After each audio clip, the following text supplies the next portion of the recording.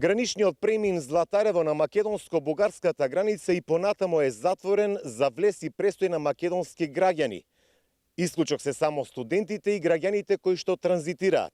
За да се влезе во оваа држава, потребно е да се упатите кон Делчево или Девебајр.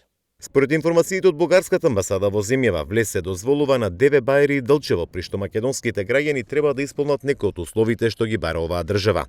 Негативен ПЦР тест не постар од 72 часа, сертификат за примени 2 дози од било која вакцина аплицирана во земјава или пак медицинска потврда дека имале прележено корона не покасно од 6 месеци, велат од амбасадата.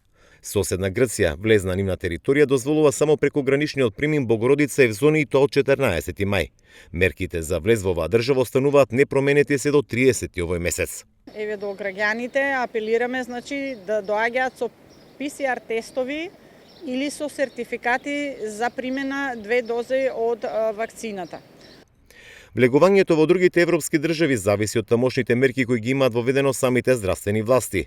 Словенија не признава негативен ПЦР тест од земјава, а дозволува влез со ревакцинација со Спутник и Синофар. Влегувањето во Република Словенија е можно со негативен ПЦР тест кој не е постар од 48 часа, но само ако е издаден во земја членка на Европската Унија или земја членка на Шенген зоната.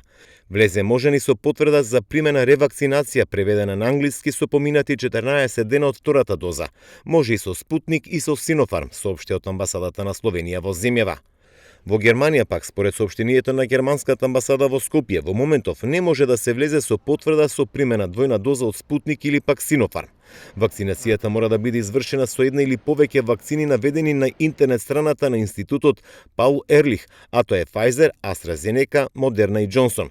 Во Германија може да се влези со негативен ПЦР тест или доказ за излеченост од корона не постар од 6 месеци.